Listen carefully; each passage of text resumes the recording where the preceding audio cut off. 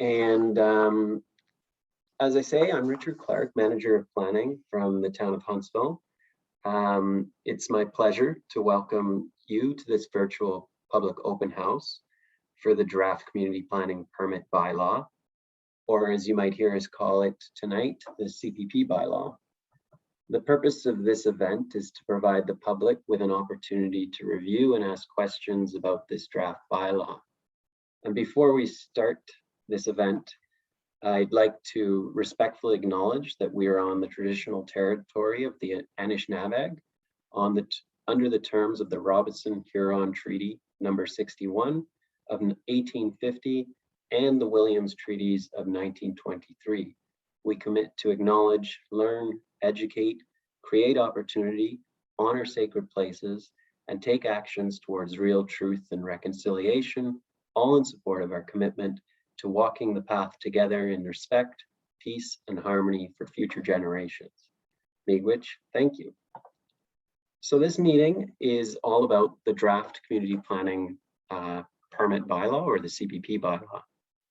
And this bylaw is now available for review and feedback on our town engagement page at myhuntsville.ca/CPP bylaw. So you'll hear more about how we got to this point with the draft bylaw and what's in the draft bylaw throughout tonight's meeting. And you'll be given a chance to ask questions of the team that's working on it. So I'm just going to ask David to start our presentation.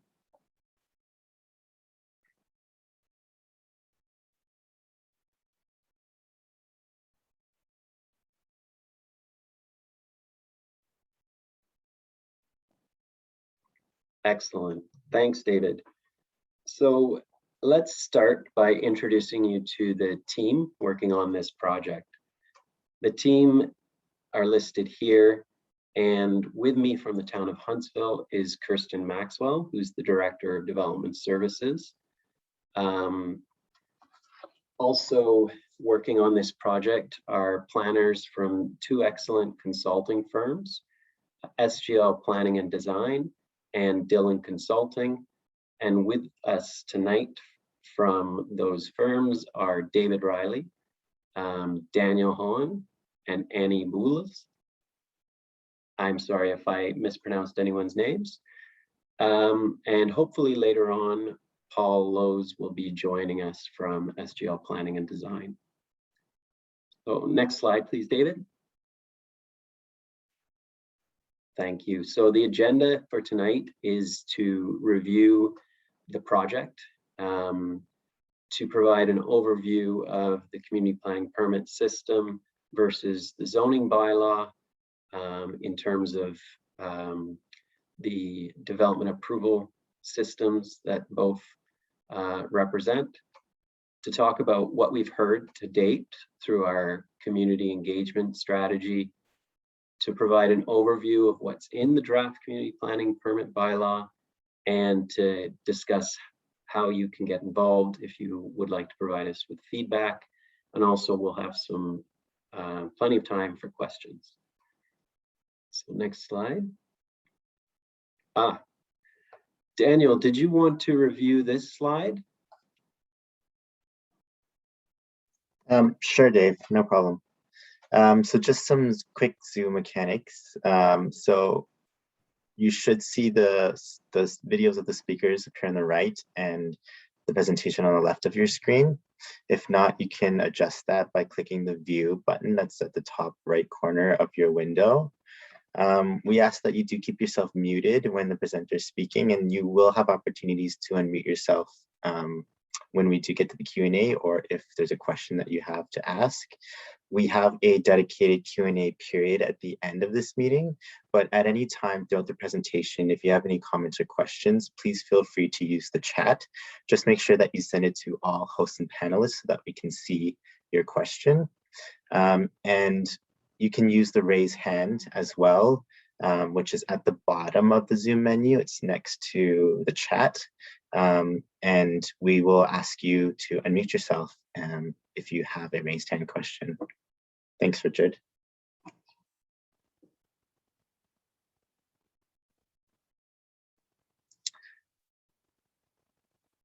Oh, I think you're on mute, Richard, still. Don't worry, I do that all the time. So just to remind everyone where we are with this project. So it's a multi-phase project, and altogether there's 5 phases that are going to take us to bylaw approval. So we started this process in the end of the summer last year, so September 2020. And that's when we retained the help of both Dylan and SGL to help guide us through this process. We then worked on finalizing the work plan for this project and finalized that in October 2020, and then began in earnest on kind of the background review, technical review and issues identification, which was phase 2 of the project. At the end of that phase, we were able to put together a directions report and present it to our planning committee and get endorsement to begin a phase of community and stakeholder consultation on that directions report. And that happened, that consultation is phase 3, and that happened kind of in early New Year 2021, and involved stakeholder meetings as well as a survey, an online survey, and just basically efforts to get feedback on the directions report. Once that consultation period occurred, we then began to write our draft bylaw, and that took place kind of over the rest of the year to date, and we just released that draft bylaw for public review in September and for the next phases of consultation. So tonight we're having a public open house, and we'll be doing some stakeholder meetings with various groups also on what's in the draft bylaw, and then we'll be having a public meeting on the 27th of October. So that's kind of where we're at. We're in phase 4, bylaw preparation and further engagement on the draft bylaw. And we're very happy to get to this point, and we're also very happy to get people's feedback on what we've done to date. So tonight's one step in that process, and kind of that's the project overview to date. So after me, I'm going to throw it over to David to walk you through the rest of the presentation. And I think without further ado, I'll do that. So thanks to everyone for coming, and I look forward to hearing your questions, and save the hard ones for when Paul shows up, hopefully later on in the meeting. Thanks, Richard. And actually, I'll be saving you from listening to me right away, and I'll throw it over to Annie actually just to do the first part of this presentation. Perfect. Thanks, David and Richard. So before we dive into the draft Huntsville CPP bylaw, I will provide a short overview of what a community planning permit system is. So if you could go to the next slide, thank you. So the Ontario Planning Act enables municipalities such as Huntsville to implement a community planning permit system, in short, CPPS. So to start, what is a community planning permit system? It's a planning tool that replaces a municipality's zoning bylaw with a CPP bylaw. And one of the first steps a municipality takes is to include CPPS enabling policies within its official plan. And then once those policies are in place, a municipality is able to draft and implement a CPP bylaw, which is what Huntsville is currently doing. In terms of the key benefits which are shown on the next slide, a CPP bylaw combines 3 separate processes into one application and one development approval process, as you can see on the graphic on this slide. And by doing so, it shortens approval timelines, and it enables municipalities such as Huntsville to provide greater direction on aspects of development that are typically outside of zoning. So those might include site alteration, grading, tree removal, natural feature protection, among others. And overall, it adds predictability to the process, which ultimately benefits everybody involved. So on the next slide, we have a side-by-side comparison of the difference between a CPP bylaw and a zoning bylaw. So like a zoning bylaw, the CPP bylaw contains a list of permitted uses and development standards, such as how tall a building can be. However, it also includes other elements that are not covered typically under zoning, such as classes of approval, so whether an application is approved by staff or council, urban design guidelines, which are usually a separate document, and also depending on the complexity of a development application, a CPP bylaw does not necessarily require mandatory public meetings, but in Huntsville case, we did include a notification process, which David will cover in a few slides. So on the next slide, we have a graphic that shows a side-by-side comparison from start to finish of the traditional process and the CPPS process. So as you can see, based on this flowchart, under a traditional process, you would have to go through several separate processes to arrive at a building permit. Whereas in comparison, the CPP bylaw process simplifies this by combining site plan, site alteration, and tree removal permits under one application process. And this usually quickens up the timeline and is more efficient from a staffing resourcing perspective. Something important to note is that once you have the CPP bylaw permit, you then apply for a building permit, which is a separate process and administered under the Ontario Building Code. So that is something that does not change under this new process. And next, I'm going to hand it over to Daniel to cover what we've heard so far over the course of this project. Thank you, Annie, and good night, everybody. So throughout the development of the CPP bylaw, we engaged with the public and stakeholders in various ways. And this included our project website on the My Huntsville engagement page. And this served as the main engagement hub for the project. It's where we posted materials and updates as we progressed. We had ongoing newsfeed and newsletters, an interactive mapping exercise, an online survey, and we also hosted stakeholder meetings and workshops, and we have the public open house and upcoming meeting as well. So as an overarching document that helps to implement the policies of the official plan, which guide the future development of the town, we established a vision for the CPP bylaw, and it was that Huntsville is a vibrant, caring, and welcome community. We are stewards of our natural environment, arts, culture, and heritage.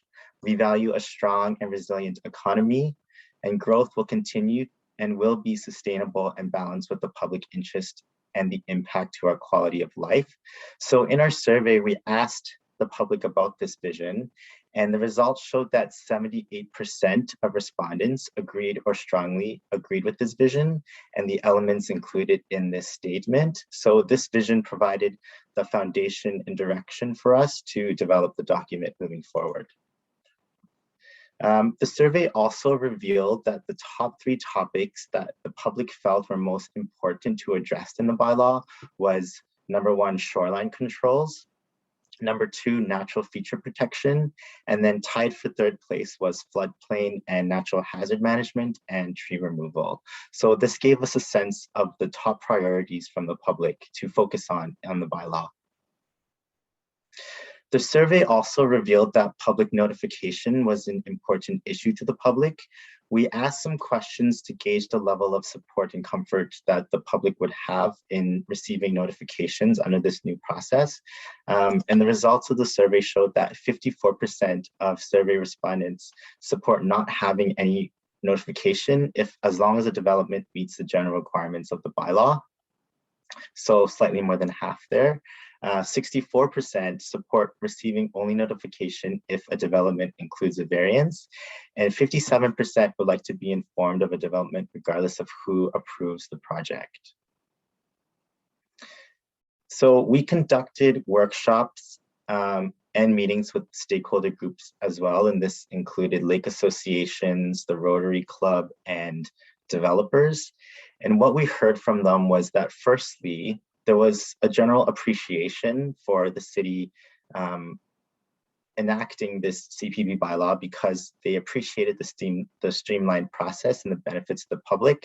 Many of the stakeholders shared their challenges with the current process and provided us with recommendations on how it could be improved or made more efficient. So we considered all of this feedback. Similarly to the public, there were also concerns about the opportunities for public appeal, feedback, and notification and how this would work under the new process. And for stakeholders, the main priorities that came through were greater enforcement for shoreline erosion. So that actually matches the first priority from the public as well. The protection of lakes and the water quality of Huntsville was also a major theme. And finally, the appropriate urban design of new buildings and development. So overall, the key themes that emerged from our engagement was the protection of natural resources and environment, providing opportunities for public feedback and notification in this new process. There was an appreciation for the efficiencies and reduced timelines and the streamlined process that the CPP system will offer. But there's also a need to balance the efficiency of the new system without compromising proper reviews and regulations of development, and also providing opportunities for affordable housing, which was a common sentiment that the survey results revealed. So we thank anybody on this meeting tonight who contributed and provided their feedback to the project so far, and we look forward to hearing any other comments or questions that you have later in the presentation. And now on to you, Dave. Thank you. Thanks, Daniel. Thanks, Annie, and thanks, Richard. And hello, everyone. Good evening. So I'm going to now take you through the bylaw itself and hopefully make some sense of it if some of you have taken a look at it. And if you haven't, then I think this will be a good guide or a good introduction for you.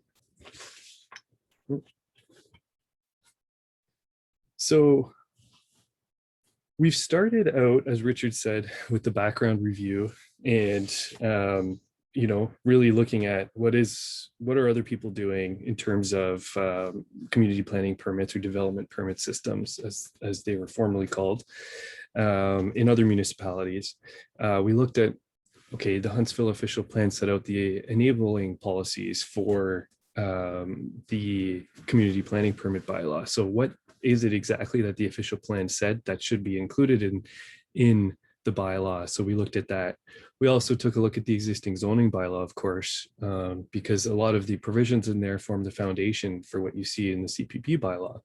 So from all of this, we put together the key directions report that Richard mentioned, and then here we are today with the draft CPP bylaw.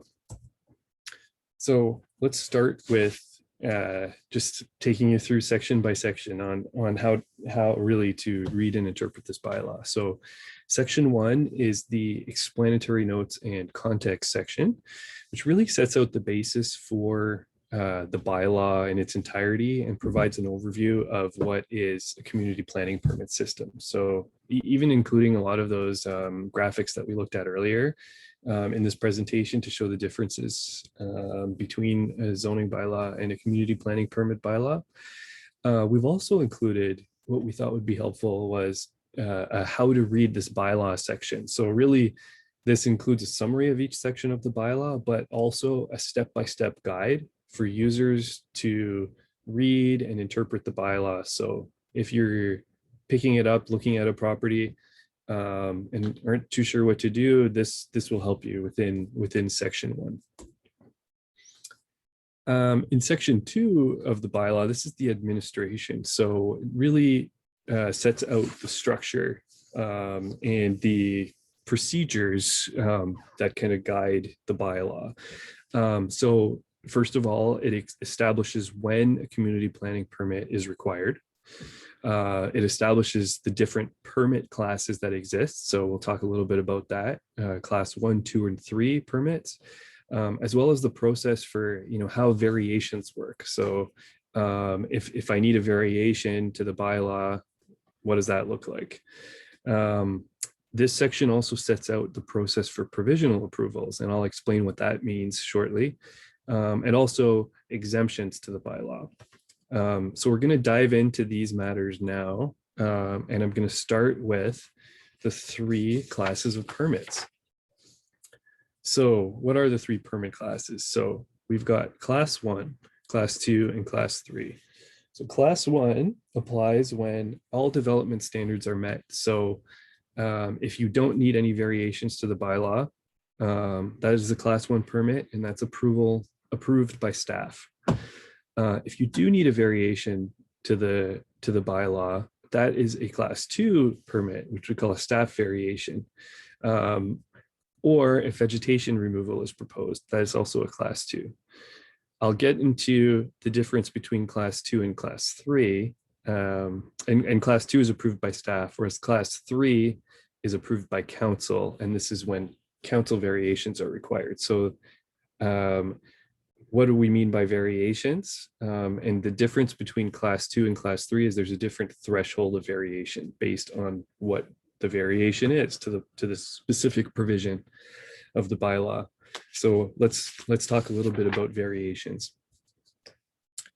So a class 2 variation, for example, if you're looking at lot requirement standards for a specific precinct, and you were proposing a reduction in the minimum required side yard setback, for example. If you look at the bylaw, it'll tell you, for example, if a minimum side yard setback was 5 meters. In the table next to this provision, there is a class 2 variation. Pardon me. It lists what a class 2 variation is. So for example, a class 2 variation would be anything up to 20% reduction from that minimum 5 meter setback. Anything over that threshold is actually would be a class 3 variation and would require council approval. So that's the difference there. Pardon me, and I don't have a glass of water, unfortunately, but I'll get something shortly. The bylaw also establishes criteria for considering variations. And this is important in the evaluation of the variations and the permit applications themselves. And so the bylaw will actually set out, okay, if there is a variation, these are the things that we need to consider. And that's what you see here on this list. So examples of this are for that the proposal is appropriate for the lands and takes into account what might be unique characteristics of the property. So for instance, let's stick to the side yard setback. If it's impossible to provide, for whatever reason, that 5 meter setback, that would be based on a unique characteristic. That's something or justification why it might be appropriate to reduce that setback. Also, another criteria is that the proposal is consistent with the provisions of the bylaw generally and applicable policy documents. So you're looking back to the official plan, or that there's really no adverse impacts from the variance itself. So much like today, the Committee of Adjustment is guided by the 4 tests to approve variances to the zoning bylaw. Decision makers, so whether it's staff variation or a council variation, will look to the bylaw, and the criteria is actually spelled out within the bylaw itself to help guide decisions. And this is really in section 2.12 of the bylaw. This includes a step-by-step process of planning permits by class. And this is obviously difficult to read. So we're going to blow up these sections right now and show you. So it really goes, if you look at section 2.12 of the bylaw, you'll see this, and it explains what happens. So you're going for a community planning permit. What are the steps? So the first step is the pre-consultation stage of the process. So a pre-consultation meeting occurs with town staff and other relevant review agencies. So this could be the District of Muskoka or the Ministry of Transportation, for example, or Ministry of Natural Resources. And after this meeting, so the proposal is discussed and a checklist is then prepared listing all of the submission requirements that would form part of a complete application.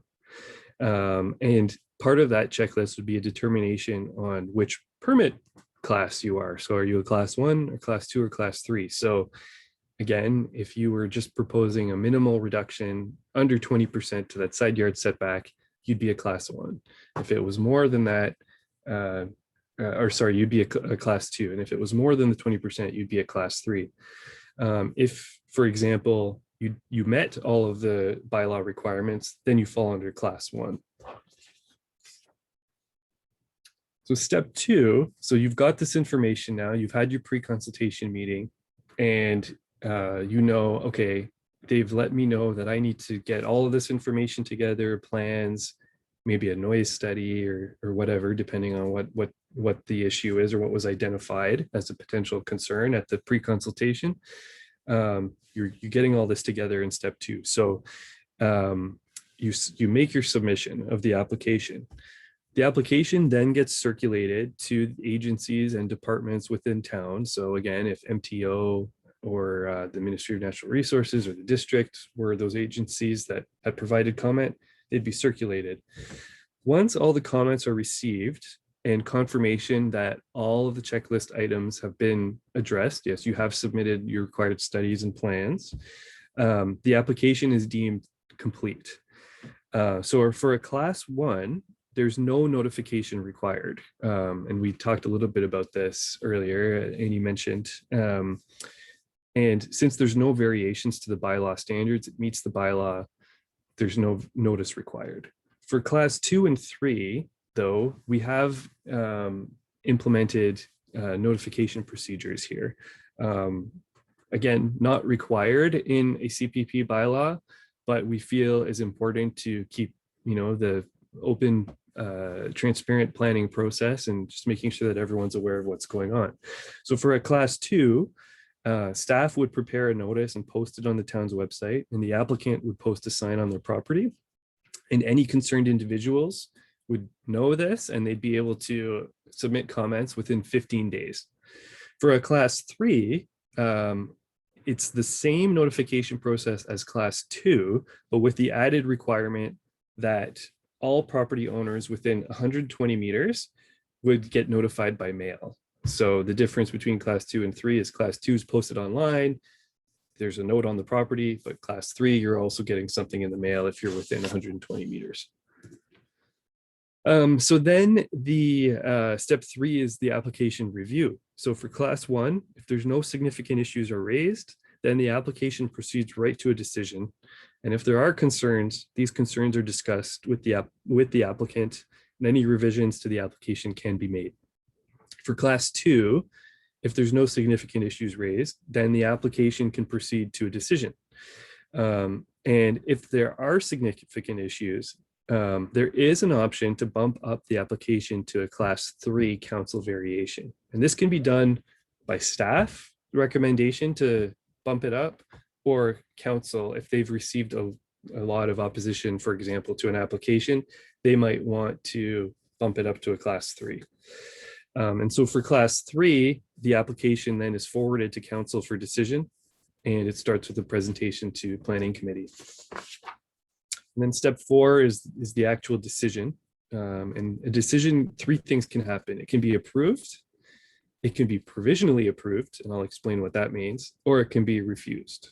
So if it's approved, as Andy mentioned, there may be a requirement for a building permit, for example. In some cases, you won't require a building permit, but if you do, you're still subject to the Ontario Building Code. You can then file a permit.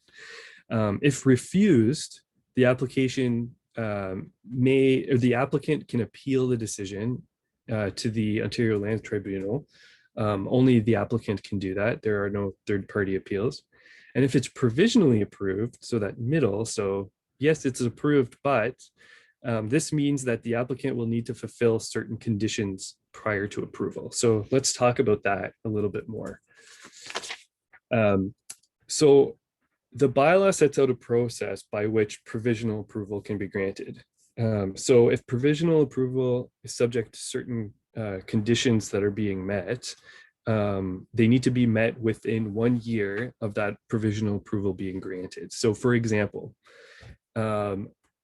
staff might see that an application is appropriate. Yes, we think that this is the right thing, let's approve it, but we'd like you to submit a landscape plan, for example, or another technical study, really that would just ensure that whatever matter is still outstanding is addressed within that 1 year time frame before it's fully approved. And so it's to the town's satisfaction.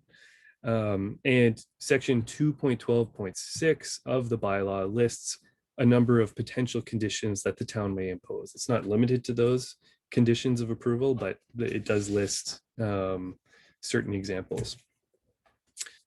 And I mentioned also that there's exemptions to the bylaw. So when don't you need a community planning permit? The bylaw sets out specifically when that is. So for example, if you're doing interior renovations, provided that there's no change in use, if you're doing minor repairs, maintenance, or replacement, again, you may still need a building permit, but you might not need the community planning permit system or a community planning permit.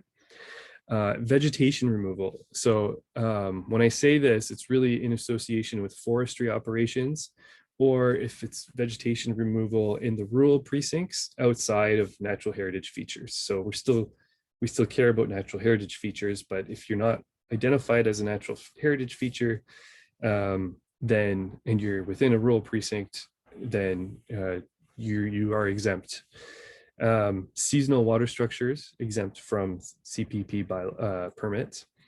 Agricultural uses in buildings in the rural precinct, as long as minimum distance separation is met, as well as single detached dwellings located anywhere outside of the waterfront precincts. So this is not a comprehensive list of anything that is exempt, but anyways, and I did want to note with respect to vegetation removal in particular, within 30 meters of a shoreline, within urban shoreline or waterfront precincts, within woodlands greater than 0.5 hectares, or within or adjacent to the town's NHS, is when you would need a community planning permit for vegetation removal. I'll get into that in a little bit. But moving on to the next section of the bylaw, just quickly, section 3 is definitions, important to refer to when you're reviewing the bylaw. Generally, we've carried forward the definitions from the existing zoning bylaw, but we have made some additions and clarifications where appropriate. For example, definitions on natural heritage system, and components of the natural heritage system. We've updated various definitions related to dwellings, and we've clarified some terminology that we thought might needed clarification from what exists in the existing zoning bylaw today.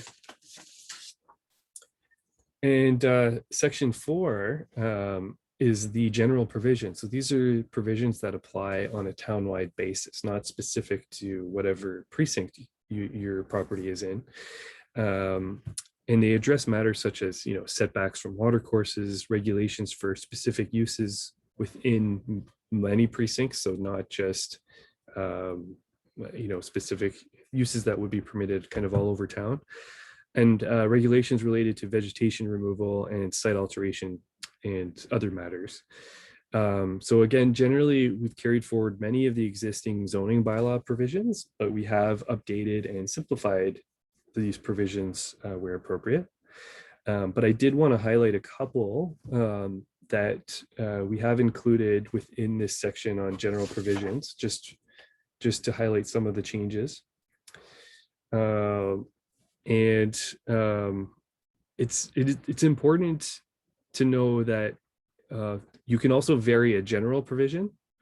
So there's some general provisions related to secondary residential units, for example, which could be varied. And variations to any general provision within Section 4 are subject to a Class 2 community planning permit system, a community planning permit application, unless otherwise specified. So it'll actually say within the general provision section if it's a Class 3, and if it doesn't say, then it's a Class 2. And there is a provision in the bylaw that specifies this. Discretionary uses. So this is a new concept that doesn't exist in the current zoning bylaw, but the legislation allows for discretionary uses to be addressed within community planning permit bylaws. So this bylaw sets out discretionary uses that may be permitted subject to certain criteria. So where a community planning permit for any discretionary use is required, there's certain other provisions that apply. And so there's different sections here that are listed related to conditions and provisional approvals and criteria for considering variations. And I'll explain how you know if it's a discretionary use or a permitted use in a little bit in this presentation in just a few more slides. But basically it's saying that you're allowed to have, say, may not even be an example, but maybe a convenience store within a residential precinct, for example, subject to, compatibility criteria, and you assess the appropriateness of that with the criteria for variations in the bylaw. So that's kind of how it's set up. Now we do have one of the other sections I wanted to highlight, which we've talked a little bit about already, is the new section on vegetation removal and site alteration. This is a matter now that's addressed within the draft bylaw. So permits would be required, as I mentioned, for vegetation removal within 30 meters of a shoreline, within the urban shoreline or waterfront designations, or within woodlands that are greater than half a hectare in size, and within the natural heritage system itself. Again, they don't apply, the permit wouldn't apply to forestry operations or aggregate operations or approved public works carried out by the town or the district, for example. And also removal of vegetation that is not defined as a tree does not require a permit. And so we've added a definition for tree in the bylaw to clarify what that means. And you can add conditions to a community planning permit to minimize the extent of site grading and site alteration. For example, requirements for stormwater management or restricting site alteration in areas of steep slopes. So through an approval, those conditions can be kind of added as kind of elements of provisional approval. Now, let's go to the next slide here. We've also added new provisions for secondary residential units within separate detached accessory buildings. And here, I won't read through all of these right now, but just some of the provisions that apply to limit the size and just make and that there's enough amenity space for the principal dwelling, but also the accessory dwelling in the separate building. And just making sure that there's enough separation distance between the two dwellings. So now we're into section 5, and here we've got the parking and loading requirements. Really, this is what parking and loading that applies to all precincts within Huntsville. So including the minimum number of parking spaces required, as well as minimum dimensions of parking and loading spaces. Largely, the provisions have been carried over from the existing bylaw, but we have updated certain situations where we thought were relevant based on issues that have been noticed at the town through prior planning applications, but generally many of the same requirements have been carried over. And then section 6 is where you see where you're going to see the meat of the provisions of the bylaw. And so if you are within the waterfront precinct, you're going to find all of the detail with respect to lot and building performance standards that would apply. So starting with the existing zones as a base, we really tried to simplify the number of zones to create fewer precincts. And these precinct boundaries are really meant to be and are in conformity with the official plan land use designations. So we're really needing to align the bylaw with the official plan that's approved. And this is what we're doing and what you see when you look at the draft mapping here. And so I believe there were for over 40, almost 45 different zone categories in Huntsville, and now we're down to 20 precincts. And on these next few slides, you can see the 2 columns with the new precinct on the left and the various zones that have been incorporated within each precinct. And you will see there's some overlap between zones which would be incorporated into precincts. And this is where we lined things up with the OP designation. So for instance, this C1, which is the convenience commercial, we don't have a separate precinct, but within a lot of these precincts, we permit those uses. And that's in line with the official plan, which permits kind of that range of service uses within residential areas, for example. The commercial precincts have been simplified into just regional commercial. Mixed use, again, there were 5 separate mixed use zones within Huntsville itself, and we've combined that into 1 precinct. But then we have a separate precinct for the mixed use in Port Sydney, for example. Again, further simplification of employment precincts and open space precincts, rural precincts, and Hidden Valley.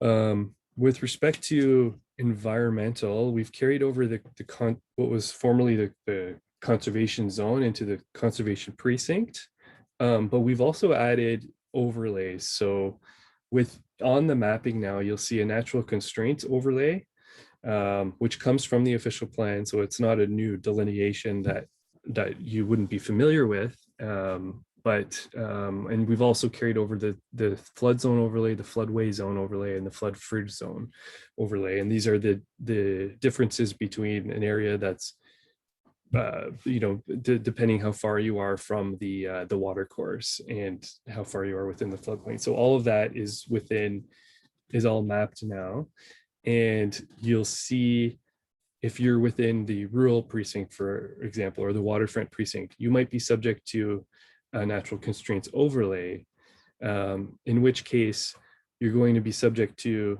if you look in section 6, anything in the rural precinct, but you'll have to consider any additional regulations or standards that would apply from the natural constraints overlay. So really the intent there is just to make sure that we are, taking into account the importance of, protecting natural features that have been identified. And even if it's within the overlay, and, a development and it's in a rural precinct, for example, there is an opportunity to submit an environmental impact study that would look at, okay, what is exactly the constraint here? And, if there's justification to change that boundary a little bit, that can be done through that process. So when you're looking at each precinct within section 6, you have permitted uses, permitted accessory uses, and lot requirements. And also, as we talked about, discretionary uses and the class variation limits that are also specified within the tables. So for example, here's a snapshot of the permitted uses within the residential precinct. So you can see on the right-hand side, those identified as discretionary, which will be evaluated as permitted uses by staff in accordance with the criteria that's set out in the bylaw. which we discussed before. So that's how you know if it's a discretionary use. So you can have a financial establishment, but you have to meet certain criteria to make sure that it fits in. And here's a snapshot of accessory uses permitted within residential precincts, just to show you what that looks like. It's a separate table. And for the lot requirements, again, another separate table. These are presented in a table format purposely so that you can see, in one snapshot, minimum lot frontage, lot coverage, etc. And you can also see on the right-hand side that there's information about the variation limits. So this is what we discussed earlier. But just to reiterate again, if an application was proposing to increase the maximum lot coverage within the regional commercial precinct, which is what we're looking at here, a variation of up to 20% from the bylaw would be considered a class 2 variation, which would be a staff approval. But anything beyond that would be a class 3 variation, which would be a council approval. So that's how that's represented in the bylaw. And here's just a couple examples of the schedules that we've prepared. So you can see here, there's 2 schedules shown, just randomly selected here, but showing on the top right, you can see a little grid. So all of these are static maps that'll be available on the town's website going forward and are part of the bylaw. So it'll be easy if you know generally where you are in town, you go to your grid schedule, and then the main map is showing the detail of that. And you can see, if you look on the left, the various overlays there, the natural constraints and the floodway and the flood fringe. And so all of that is there with the underlying precinct. This is really, we just wanted to kind of show how a scenario would work, and just to kind of cap off the presentation, show an example of John who would like to expand his commercial business. So currently he would need to submit a zoning bylaw amendment to add a permitted use. He would also need to apply separately for site plan approval. Then he'd need to get a building permit. So he'd go for pre-consultation, he'd complete his zoning amendment application, submission requirements. It would be circulated, there'd be a public meeting, eventually a decision. If approved, then he goes to the site plan process. There's a decision on that, and then he proceeds to the building permit. With the community planning permit system and taking all the concepts that we've described here, we're trying to combine those separate zoning and site plan processes into one step. And again, you can see the timeline for a zoning bylaw amendment, minimum 9 weeks plus 20 days for the appeal period, plus another 4 weeks for the site plan application, or longer. Whereas the entire community planning permit system is designed to be, once the application is deemed complete, finished within 45 days. And really, you're looking at all of the issues all at once, and that's the goal. And so now I'll finish off with some next steps. And I wasn't sure if, I think it's, I'll just keep going. I don't think I'm turning it over to anyone else right now, but Richard really covered this off well at the beginning.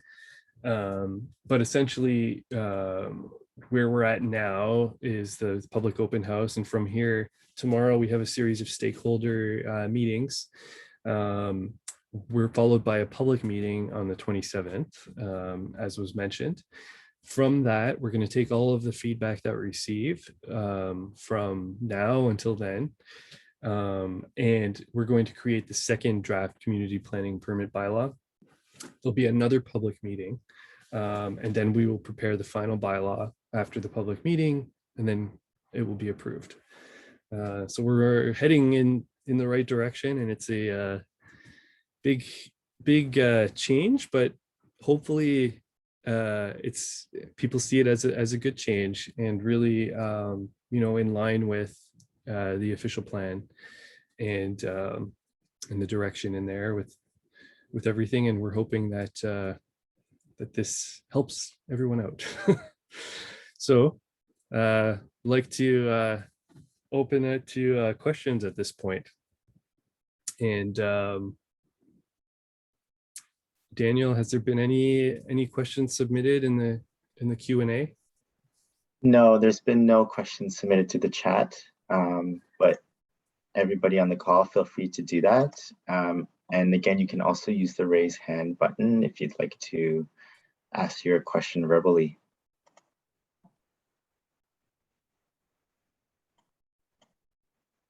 There's one hand raised from Graham. So Graham, I'm going to unmute you and please go ahead with your question or comment.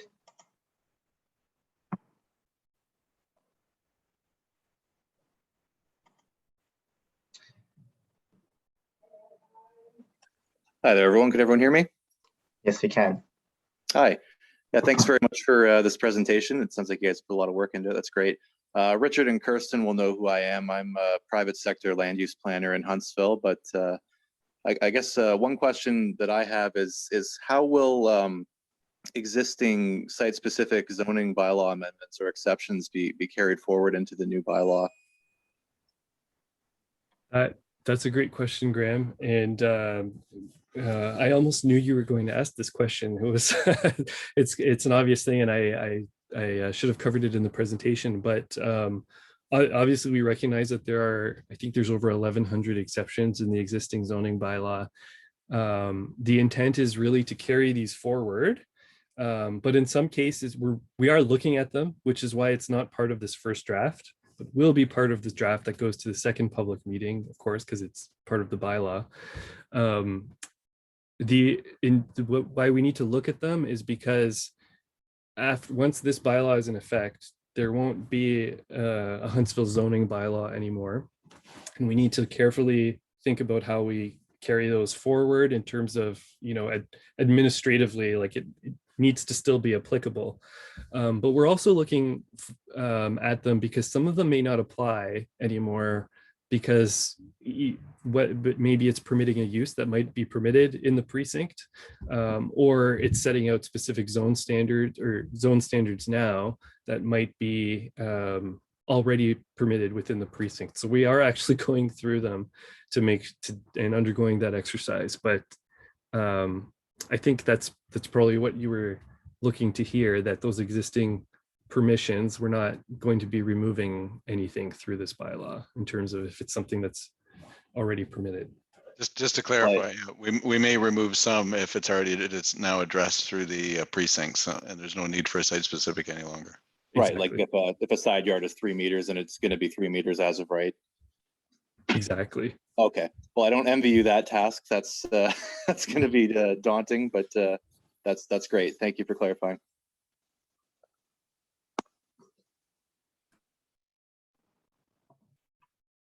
Thanks for your question, Graham. Is there anybody else on the call who'd like to ask a question or have a comment?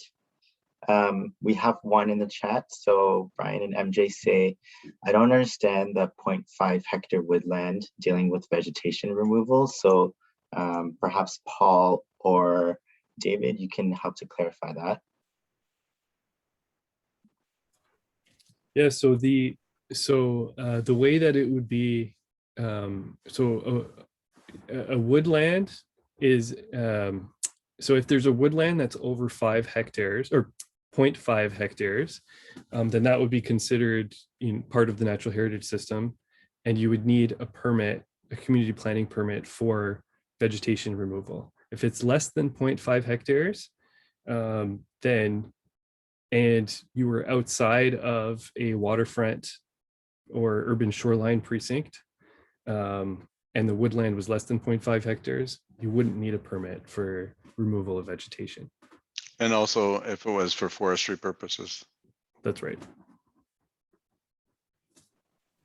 And if I could add one more thing, the idea is looking at woodlands as opposed to just any treed area helps to scope the area that, or the vegetated areas that we would be concerned with. So if by saying it has to be a treed area that's 0.5 hectares, it means we're focusing more on those particular woodlands because they're large enough to be a a potential area of concern.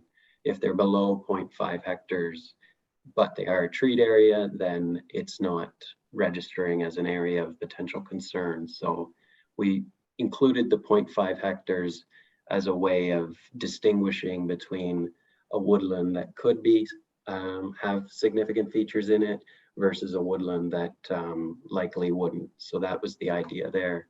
And it came from looking at tree removal bylaws throughout the province.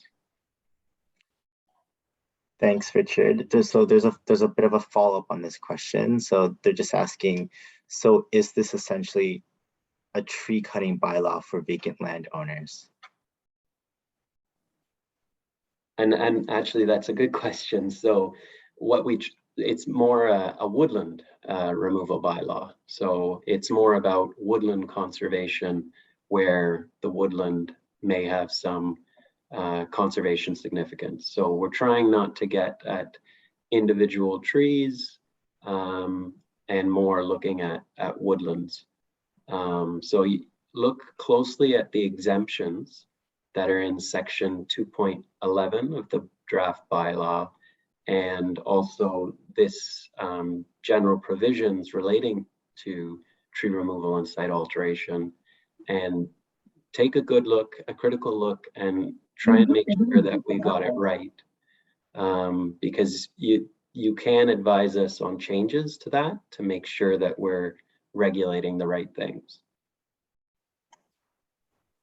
Thanks for addressing that, Richard. Brian and MJ, hopefully that helps to clarify your questions. And if not, please continue to use the chat and we'll adjust them the best we can. I do see that Larry has now raised his hand. So Larry, I'm going to go ahead and unmute you, and please feel free to ask your question. Hi, can you hear me okay? Yes, we can. So I'm just following up on the previous question with respect to the woodlands and the half-hectare minimum. And I wondered, is there a definition for woodlands within the bylaw? There is a definition. I'd have to pull it up, but I'm sharing my screen right now and I don't think I can. Well, I don't have it in front of me. If someone else is able to, we could read it out. I think that'd be good. That actually helps to address a follow-up question that Brian and MJ had again. Just asking, they don't understand the difference between woodlands and vacant acreages over 0.5 hectares. So maybe that woodland definition would help there as well. Yeah, I do see within the bylaw, I see in the definition section, I see woodlands defined, but it's still, I mean, it seems to me there's a lot of ambiguity here, and it's difficult for the reader to understand, because there's another section, and I think you covered it, David, where it said that within the rural precinct, you're not required to get a permit for a tree removal or vegetation removal, I think it was. And that's in the exceptions section. So again, if that's the case, then in the rural precinct, if a property is over 0.5 hectares, then in theory it would be accepted. Is that true?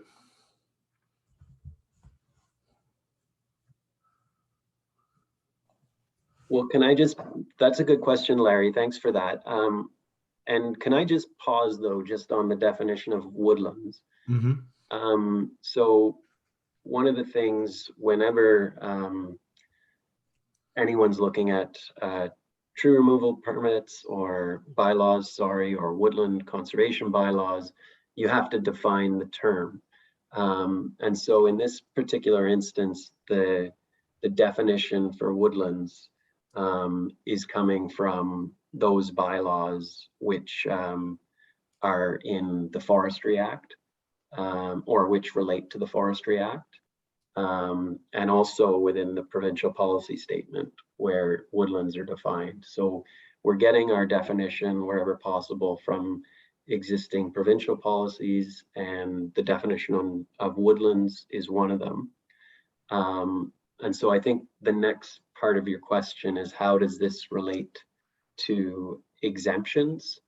And has anyone found the exemption table and can maybe help field Larry's second part of his question? Yeah, so I don't have the table in front of me, but I believe that it's structured that it doesn't apply to rural precincts outside of natural features.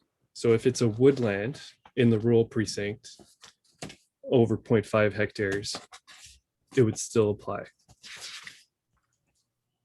Sorry, David. So I'm looking at the exceptions section, which is 2.11, and it says following classes of developments shall not require a community planning permit. And section little sub I is site alteration or vegetation removal within the rural precinct outside of a natural heritage feature or area.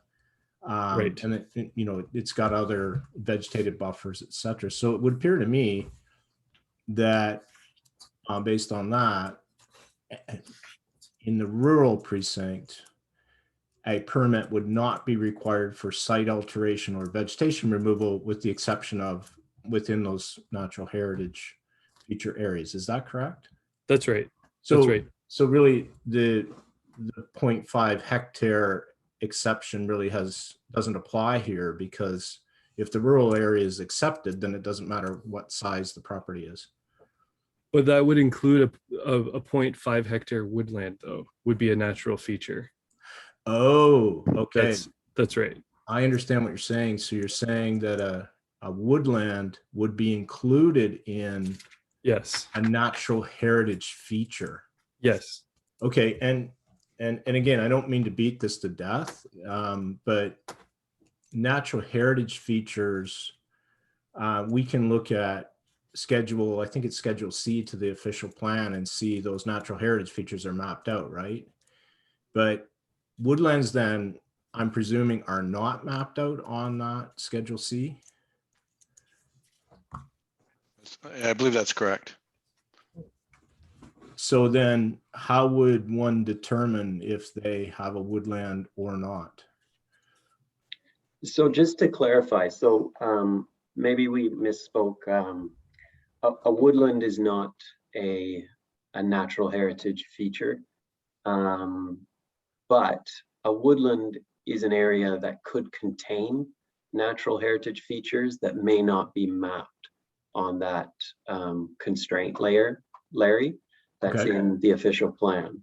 So what we're saying is, if you do have a woodland and you're not in the area that's exempt, and that woodland is 0.5 hectares, then that's a pause, and we need to look at it to potentially require an approval for that. So this is the intent of that 0.5 hectares, is to just say, if it's in the natural heritage system, then we care about those, and we want to make sure that there's the necessary approvals and review. But also, if it's a 0.5 hectare woodland, that we're also conducting a review and making sure that there's nothing sensitive there. So that's the idea there for sure. I think it's clear, based on our last 2-minute discussion, that these areas might need some clarification, because I still don't understand if the rural area is accepted or not. And I think it would be worthwhile to go back and just review those sections and make sure, because the last thing you want to deal with is ambiguity and people not understanding, and cutting in an area that's not allowed, and obviously we don't want to deal with that confusion. So no, I understand your point, Larry. Yeah. I think you made a good point, and it does need to be clarified, so we will definitely look at that. That's great. Thanks for your time.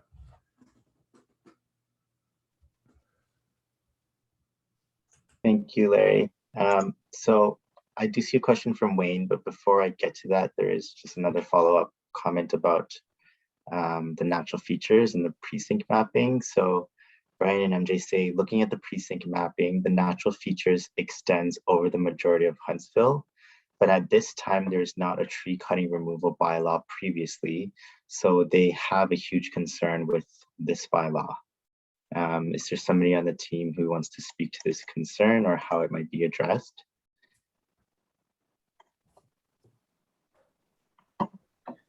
I can take a stab at it, and if anyone else wants to jump in, that would be great.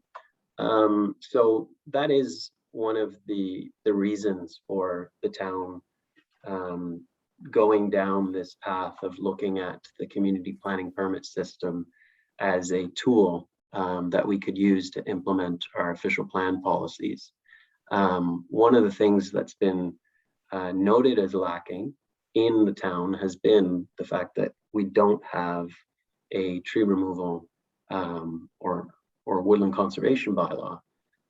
So there has been some concern raised by various residents of Huntsville that treat areas are being removed even prior to development applications occurring.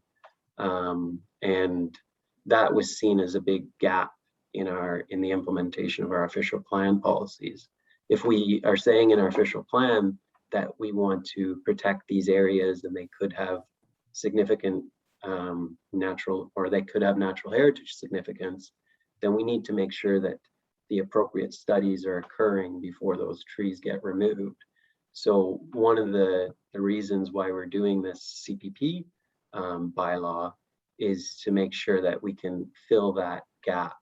So I think that would be how I'd answer that, is although it is a change in the way we do things in Huntsville, it is a change to try and implement the official plan policies related to natural heritage protection. And that's definitely the goal. And if anyone else wanted to add anything, feel free.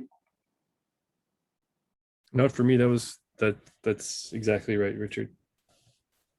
And the one thing maybe I could say is that we want to include this, but we want to strike the right balance. And that's why the exemptions in section 211 and the rules about what happens in the rural precinct should be looked at critically, as we've already done today, just to make sure that we are striking the right balance, because it is a big change. We acknowledge that.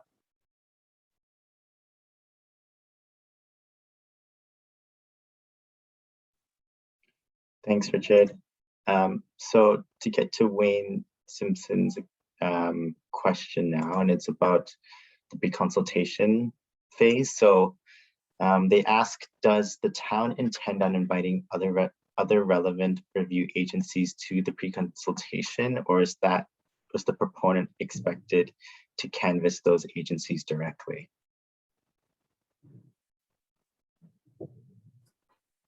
So I'll take a stab at that. So it would be that, so based on the proposal, it would be that the town would invite these other relevant review agencies and try to get everyone in the room so that, or the virtual room maybe, so that all applicable comments can be provided.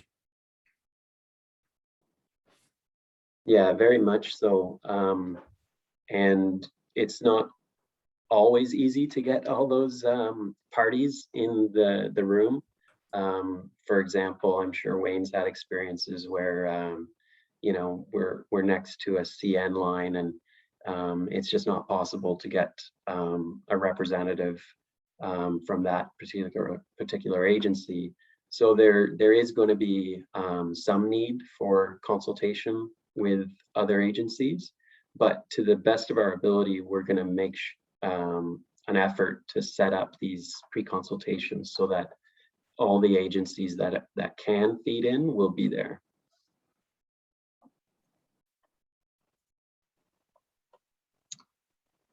Thanks, Richard and Dave. So a new message in the chat here. So the complaints related to the removal of trees in the downtown core or in the downtown core, not in the rural areas. So again, this is looking like a tree removal bylaw for all owners over 0.5 hectares. The assumptions may be overruled by the natural heritage features.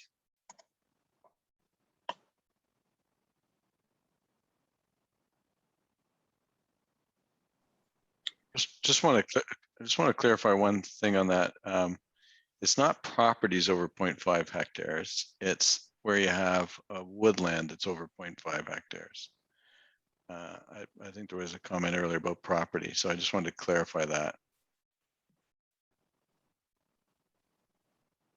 And certainly within the urban areas, most properties would be less than 0.5 hectares.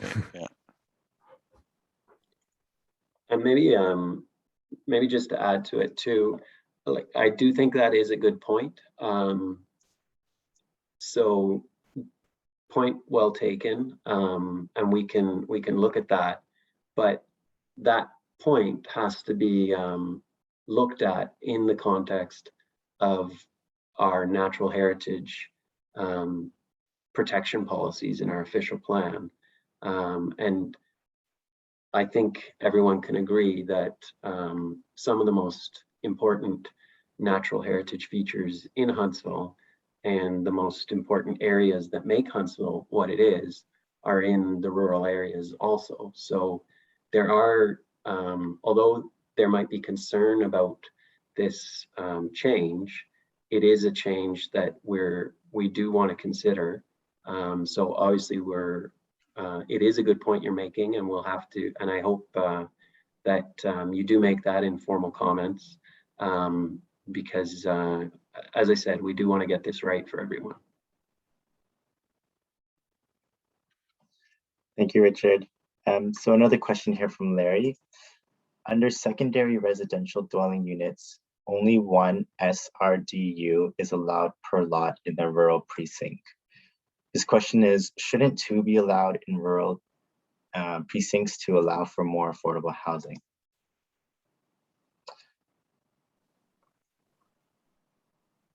Richard, go ahead. Yeah, thanks, Larry. I mean, it's a good comment. And maybe that would be a comment to make to staff and to our consultants based on your read of the bylaw and what you think it should say about short-term rental, or sorry, not short-term, secondary residential dwelling units in the rural area. If I can jump in as well. Hi, Larry. I believe that the district official plan still is limited in that it was only one unit in the rural area. So we wouldn't be able to pass a bylaw that didn't conform to the district OP. So that's another thing that I think we're looking at as well in regards to that. So. Thank you, Richard and Kristen. So I don't see any hand raises or any more chats. So I want to give everybody an opportunity if you have any more questions or comments to submit those.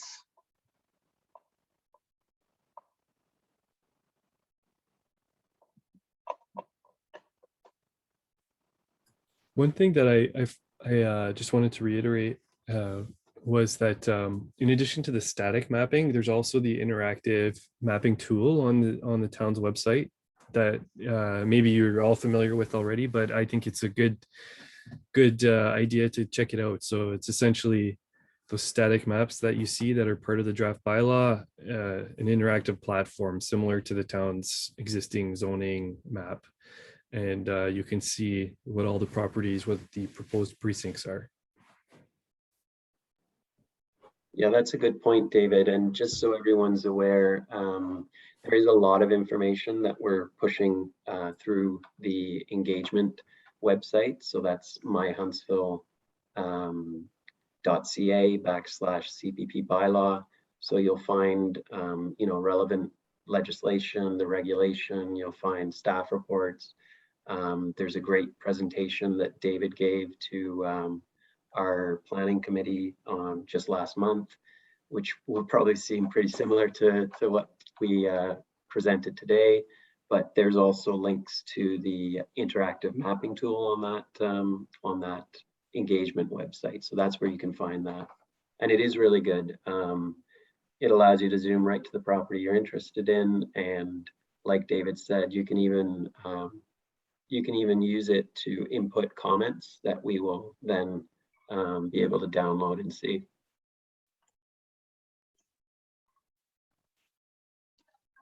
Yeah, thanks for mentioning that mapping tool, Dave and Richard. So I don't see any more comments or questions being submitted or coming through, so maybe we can move on to the final slide. And I believe that one of the final slides has all of the contact information. Should anybody in the call have any questions or comments that come to mind, or if you want to spend more time going through the bylaw and then providing us with your feedback, you can do it through these various means. So maybe Richard, do you want to take it from here and close us out with this final slide? Sure, yeah, thanks. Thanks to everyone for coming and on this to this virtual meeting. They're kind of awkward sometimes, but it's also a good way to get various people from around from outside of the town to come to Huntsville and be able to present the information to you. So I hope you found it informative. If you do have questions, there's a couple ways that you can touch base with us. So there's a hotline that we've set up, which you can access, a telephone hotline. So that's at 705-789-1751, and you would hit option 7. There's also a direct email account that's been set up that you could use to ask us questions or provide your feedback to, and that's at cppbylaw@huntsville.ca. And once again, I'm Richard Clark, and I'm the manager of planning. And you have my contact information here if you have any questions, and as well as my email address is also posted. And once again, the website that we have set up for the CPP bylaw is very informative and has a lot of information about how we got to this point. And it also is the home for our draft bylaw and the schedules and the interactive mapping tool. And so thanks again, and thanks to our consultants for joining us tonight. And we look forward to working with all of you, as well as our attendees tonight, on making the CPP bylaw a reality. And we hope we can work collaboratively on it, and I do think we can. And if the concerns about vegetation removal are valid, so please reach out to me and we can talk more about that. So thank you very much. Thanks, everyone. Thanks, everyone. Good night, everybody. Yeah.